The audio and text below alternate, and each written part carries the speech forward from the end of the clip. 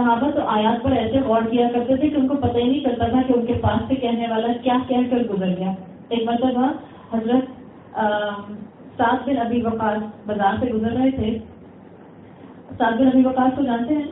عشرہ مبشرہ میں آتے ہیں. عشرہ مبشرہ کو جانتے ہیں؟ 10 پرامس جن کو اللہ تعالیٰ نے ان کی زندگی میں جنت کی بشارت دے دی تھی. حضرت سعد بن ابی وقاص ایک مرتبہ راستے سے گزر رہے تھے کہ ان کو راستے میں حضرت عثمان ملے. یہ حضرت عمر کا دور خلافت تھا. جب حضرت عثمان ملے تو انہوں نے حضرت سعد نے ان کو سلام کیا. انہوں نے کہا السلام علیکم. حضرت عثمان نے کوئی جواب نہیں دیا اور اپنے ہی اس کے اندر چال میں چلتے ہوئے آگے چلے گئے. حضرت سعد کو بہت عجیب لگا کہ میں نے سلام کیا تھا اور اتنا کلوز میں گزرا تھا اور حضرت عثمان نے ان سے جواب نہیں دیا. فوراً حضرت عمر کے پاس چلے گئے اور حضرت عمر سے پوچھا کہ کیا سلام کی کوئی رولنگ ایسی ہے جس کا مجھے علم نہیں ہے، یا کوئی رولنگ کوئی مختلف ہیں ایسی آئی ہیں جس کی وجہ سے مجھے سمجھ نہیں آئی کہ عثمان نے میرے سوال کا جواب کیوں نہیں دیا. تو حضرت عمر نے پوچھا کہ تم نے سلام کیا تھا تو ان کو آواز آئی؟ انہوں نے کہا جی ہاں، میں نے بہت بلند آواز میں سلام کیا تھا. تو حضرت عمر کہتے ہیں چلو میں بھی چلتا ہوں تمہارے ساتھ اور ہم خود پوچھتے ہیں کہ عثمان نے تمہیں سلام کا جواب کیوں نہیں دیا. حضرت عمر جو تھے وہ حضرت سعد بن ابی وقاص کے ساتھ جو تھے وہ آ گئے ان کے پاس. کن کے پاس؟ حضرت عثمان کے پاس. حضرت عثمان سے حضرت عمر نے کہا کہ تم نے سعد کے سلام کا جواب کیوں نہیں دیا؟ انہوں نے کہا انہوں نے مجھے سلام کب کیا؟ تو انہوں نے حضرت صاحب نے کہا کہ دیکھیں آپ فلاں جگہ سے فلاں گلی سے بازار میں گزر رہے تھے تو میں نے آپ کو سلام کیا. کہتے ہیں اچھا مجھے تو بالکل نہیں یاد کہ تم مجھے ملے ہو تم نے مجھے سلام کیا ہو. پھر حضرت صاحب نے ان کو اور سمجھانے کی تھوڑی سی ان کو ریکال کرانے کی کوشش کی. ریکال کرانے کی کوشش میں حضرت عثمان کو یاد آ گیا. حضرت عثمان کہتے ہیں ہاں مجھے یاد آ گیا، ہاں بالکل میں نے آپ کو دیکھا تھا، لیکن اس وقت میں ایک دعا بہت زیادہ سوچنے کی اور یاد کرنے کی کوشش کر رہا تھا جو مجھے یاد نہیں آ رہی تھی، تو شاید اس وجہ سے میں مس کر گیا کہ آپ نے مجھے سلام کیا. اب ایک بات بتائیں، میں یہاں بیٹھ کے چلیے میں مائک پہ بیٹھی ہوں، مائک کے بغیر میں اس بچی کو سلام کرتی ہوں، ٹھیک ہے، اور یہ بچی مجھے جواب نہیں دیتی، کیا ایسی پاسبلٹی ہے؟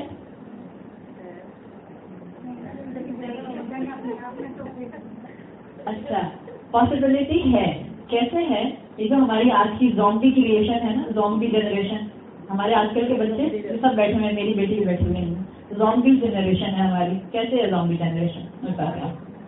جی ہاں، ٹی وی کے سامنے بیٹھے ہوں یا موبائل کے سامنے بیٹھے ہوں یا کمپیوٹر کے سامنے بیٹھے ہوں یا اپنے ایکس باکس کے سامنے بیٹھے ہوئے ہوں، کبھی کبھی نہیں اکثر و بیشتر آپ نے محسوس کیا ہوگا کہ آپ کچھ کہہ کے چلی گئی، اس کے بعد آپ نے شام میں کہا میں نے یہ کہا تھا تم نے کر لیا. آپ نے کب کہا تھا؟ سننا پڑتا ہے نا. تو کئی دفعہ ایسا ہوتا ہے بچے کہتے ہیں آپ نے کب کہا تھا. اس کا مطلب ہے وہ اتنے زیادہ اس کے اندر انوالو تھے جو کام کر رہے تھے کہ ان کو احساس ہی نہیں ہوا کہ آپ نے کیا کہا اور انہوں نے اس کا کیا جواب دیا اور جواب دیا بھی یا نہیں دیا.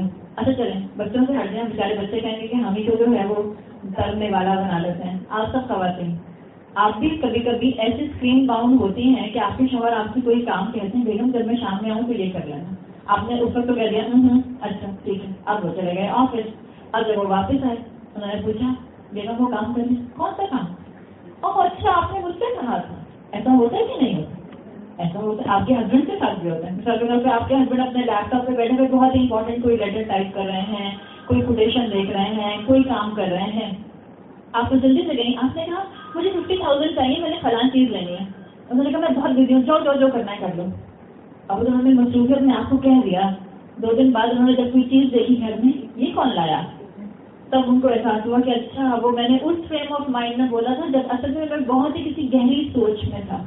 فرق صرف یہ ہے صحابہ بھی سوچتے تھے اور ہم بھی سوچتے ہیں اور ہمارے بچے بھی سوچتے ہیں. ہم سوچتے ہیں دنیا دنیا اور صرف دنیا. صحابہ سوچتے تھے دین، اسلام، شریعت، قرآن. ہمارے انٹرسٹ ڈفرینٹ ہے، ہمارے سوچ کا پیٹرن ڈفرینٹ ہے، یہ وجہ ہے. تو جب حضرت عثمان نے یہ بات کہی کہ میں ایک دعا کے بارے میں سوچ رہا تھا جو اللہ کے رسول صلی اللہ علیہ وسلم نے سکھائی تھی کہ جب تمہیں مشکل آئے تو یہ دعا پڑھنا، اور مجھے وہ دعا یاد نہیں آ رہی تھی، میں بہت زیادہ اس کو سوچ رہا تھا کہ مجھے احساس ہی نہیں ہوا کہ آپ نے کس وقت سلام کیا اور کس وقت میں نے آپ کو جواب نہیں دیا. تو انہوں نے اس پر اپالوجائز کیا. حضرت سعد بن ابی وقاص کہتے ہیں کہ وہ دعا مجھے معلوم ہے جو آپ یاد کر رہے تھے. حضرت سعد نے پھر حضرت عثمان کو یاد کرایا کہ میں بھی اس محفل میں موجود تھا جس میں اللہ کے رسول صلی اللہ علیہ وسلم نے کہا تھا کہ آج میں تم لوگوں کو وہ دعا نہ بتاؤں جو تم اپنی مشکلات میں پڑھو تو تمہیں اسٹرینتھ مل جائے اس مشکل کو کور کرنے کی یا اس مشکل سے نکلنے کی یا اس مشکل کو اپنے اوپر نہ سوار کرنے کی. اس لیے کہ یہ بھی ایک آرٹ ہوتا ہے کہ آپ کی مشکل آپ کے نفس پر حاوی نہ ہو جائے. مشکل ختم تو نہیں ہو سکتی. یہ بتائیں کیا دنیا اسٹریس فری زون بن سکتی ہے؟ دنیا اسٹریس فری زون نہیں بن سکتی. مشکلات ختم نہیں ہو سکتی. انسان کو اپنی مشکلات پر قابو پانا آ جاتا ہے. تو حضرت سعد نے کہا کہ میں بھی اس محفل میں موجود تھا جب رسول اللہ نے یہ کہا تھا کہ کیا میں تم کو آج ایسی دعا نہ سکھاؤں جو تمہیں تمہاری مشکلات میں آسانی دے، سکون دے. تو کہتے ہیں کہ ابھی اللہ کے رسول نے یہ بات کہی تھی کہ ایک بدو آ گیا تھا. بدو کو جانتے کون ہو؟ بدو جو عرب کے علاقے میں گاؤں دیہات کے لوگ ہوتے ہیں، ٹھیک ہے، جو گاؤں میں رہنے والے لوگ ہوتے ہیں جن کو سوفسٹیکیشن شہروں کی نہیں معلوم ہوتی، جن کو ایٹیکیٹ آداب شہروں کے نہیں معلوم ہوتے. تو ایک بدو آ گیا اور اللہ کے رسول سے کوئی بات پوچھنے لگ گیا اور اس کے پوچھنے میں اتنا وقت لگ گیا کہ رسول اللہ صلی اللہ علیہ وسلم صحابہ کو وہ دعا بتائے بغیر گھر کی طرف روانہ ہو گئے. حضرت سعد کہتے ہیں کہ اللہ کے رسول نے اس محفل میں دعا نہیں بتائی اس لیے کہ آپ اپنے گھر کی طرف روانہ ہو گئے تھے. اس بدو نے آپ کا بہت وقت لے لیا تھا.